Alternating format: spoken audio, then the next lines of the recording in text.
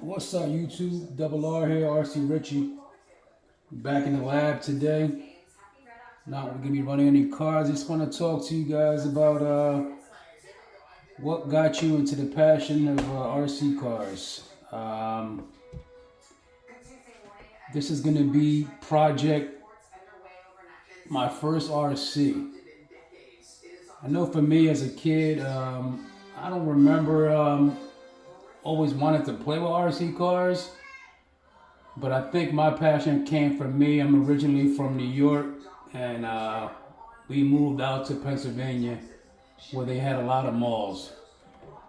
So I think with that, me going into these malls and seeing these stores like Allied Hobbies and seeing these RC cars on the shelves and the model planes and everything, I think that's kind of where my passion came for the RC cars because I just always seen them. They look super expensive and fast, and I said, you know what, I always want that. So I think my very first car was a Tyco Turbo Grasshopper. I don't know if it's still called that. It was called that exactly, but recently my passion for these cars. I just wanted to look it up again to see exactly what it looked like, and yeah, I definitely have faint memories of it. But after that, pretty much that was my last car, my whole childhood until pretty much I got older. So fast forward, I had a coworker who was into them. He said, let's get out there. So I started doing some research, and I came across, I don't know how, but the Tamiya TT01E. I bought her used. It was electric, brushed, and pretty much fell in love with it. It was pretty slow. I mean, for me, it was fun at that time. But right away, I started doing my research and wanted to basically super up, I definitely love the aluminum parts. So I started ordering a whole bunch of parts from China. And I don't know if you guys are familiar with the Tamiya TT01. Very good platform, very good beginner. But it was a bathtub chassis. And this is my original.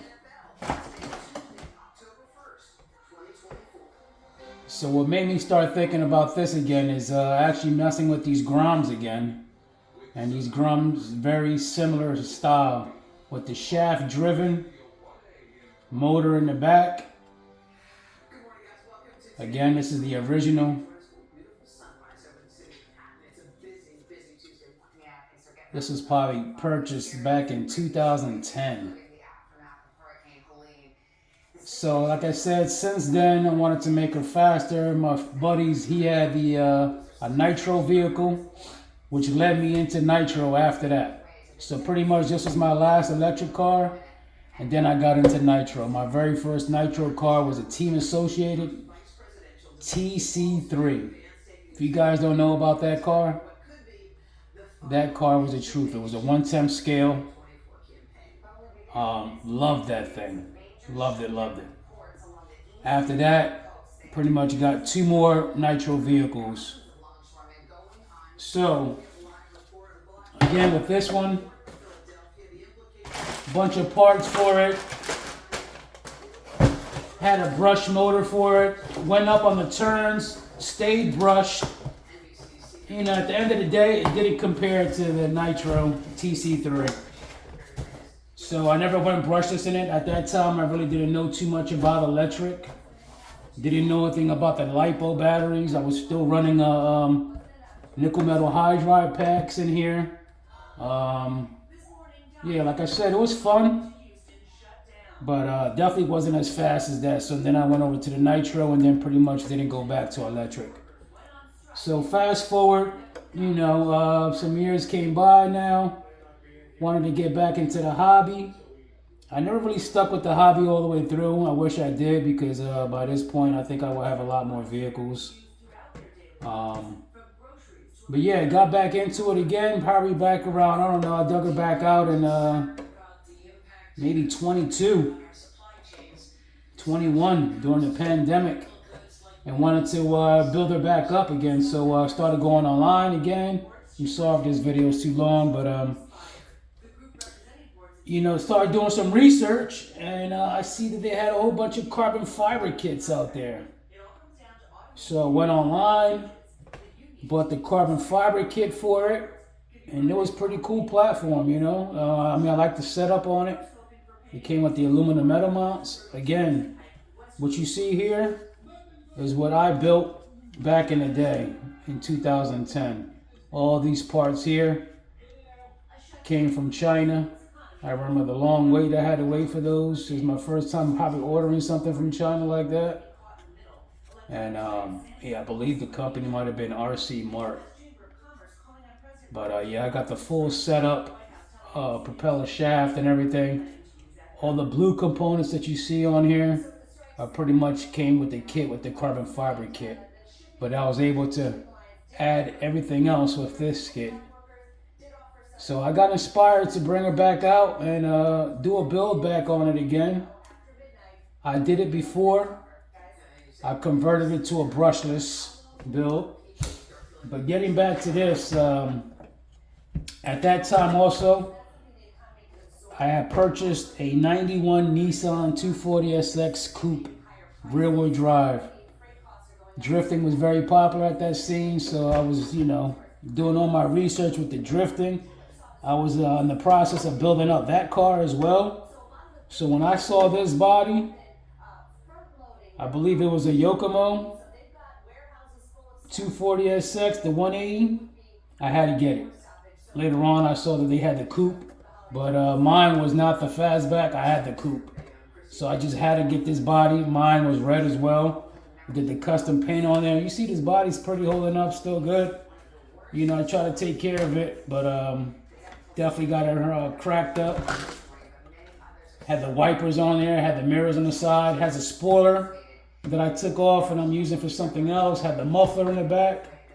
But definitely brought me into drifting, Made my own drift tires with a video I saw with using ABS piping and putting them on the rims. So yeah, that was a body that I had with that one. So yeah, back to building this up. This kit, yeah, I built that up. It came with the heat sink for it, and these are my other parts. So what I'm gonna do is I'm gonna build this kit back up. Here goes the shaft, and we're gonna throw another brushless setup in here. I had a high torque, high fast, high speed servo already sitting in here, which is the high tech, which was a very good servo back then, which is, still should be fine. This was the motor that I had in here before. It was a 3650, 3900 kV. But as you can see, I don't know why, but at one point this motor shaft got cockeyed. I tried to bend it back into place, and I don't know what happened. She snapped. So I'm going with another 3650. I believe it's going to be a 4300 kV.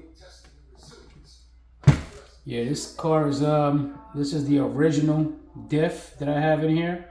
You could definitely open it up and put fluid in there. And it's been running fine. So we'll see under brushless power again. I didn't have this under brushless power enough to run it, to see give it an abuse. But it's gonna make sure. One problem I noticed with these cars though is back in the day I always had a problem with my gear mesh, stripping out these plastic gears. Right now this one is an aftermarket Delrin plastic, and that's the problem with these is I've only found plastic spur gears for here. There are people that make the metal ones, but I bought it before and it's very cheap, and it meshed up. It grinded itself out again. So this time around, I don't know. I'm gonna see if I can get the mesh proper. Make sure that that doesn't grind out again. And yeah, we'll see how she goes. Again, you know, this is going to be a 1/10 on road. I got inspired from my Losi, and you know, running around with that 112 car, I said, you know what, I need to get my 110 back, which is a much bigger car. And yeah, we'll see how she runs. I'm gonna stick at the same speed control that I had before. It's a 60 amp. I was running 2S. I have the 2S pack right for here. And yeah, I even had at one point I had the TC3 shocks on here with the upgraded springs. But I think I'm gonna stick with the ones that it came with. And these are RPM ends that I had on there. But yeah, this car was I have CVDs all the way around. All metal, aluminum. See, I got some wear from some grinding on there, the shaft. But yeah, stay tuned. Please like and subscribe to my channel. I'm gonna build this up and definitely gonna be doing some speed runs with her. And I definitely have another body for that, so we're gonna see how she goes. All right. So yeah.